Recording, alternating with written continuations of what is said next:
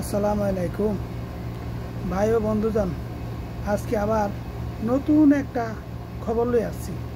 নতুন খবর হলো কি, আমাদের সরবেশন বাজারে কোনো একটা অটো, রিক্সা, সিএনজি কোনো একটা ভাইয়ে কোনো একটা লোকেরে মুস্তান করে একটা টাকা দিবেন না, একটা টাকা দিবেন না। মনে করেন আমরা বহুত কষ্ট কইরা স্বাধীন বাংলাদেশ আবার স্বাধীন করেছি, কেন আপনারা এখন একটা টাকা কাউকে দিবেন না?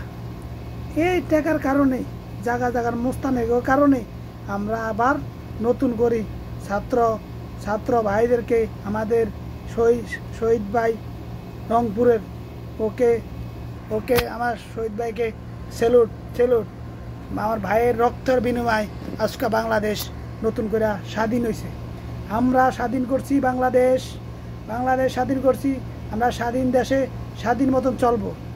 আমরা কোনো মুস্তান এই দেশে থাকতে দিব না। উৎখাত করে ফাড়াই দেওয়া হবে ভারত।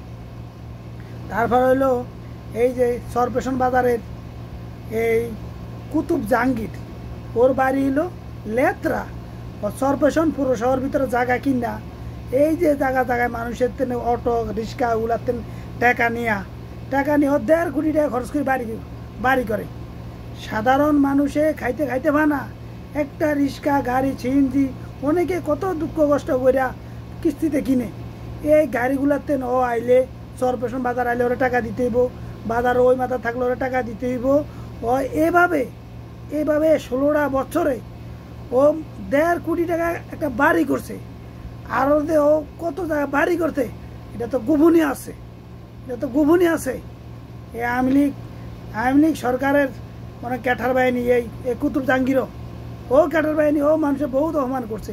ও বহুত ড্রাইভারে ফিটাই টাকা নিছে। আপনাদেরকে বলি, এখন যদি টাকা নিতে আসে, ডাইরেক্ট আপনাদেরকে অনুরোধ করলে আপনারা কোনো মারামারি যাবেন না। আপনারা আইনগত ব্যবস্থা নিয়ে ডাইরেক্ট পুলিশের হাতে হস্তান্তর করবেন। আপনারাও মারামারি করেন, আপনারা যদি টাকা নেন, তো আপনারা আর ওরা এক সমান কোনো হৃদাবাদ নাই। এখন আমাদের বাংলাদেশ নতুন করে স্বাধীন করছি। স্বাধীন বাংলাদেশ আমাদের কোনো এখানে মারামারি চলবো না। আমাদের বাংলাদেশের মানুষ ভালো চলবো, ভালো থাকবো, কোনো মুস্তান থাকতে দেয়া হবে না। ঠিক আছে, আল্লাহ হাফেজ। ওকে।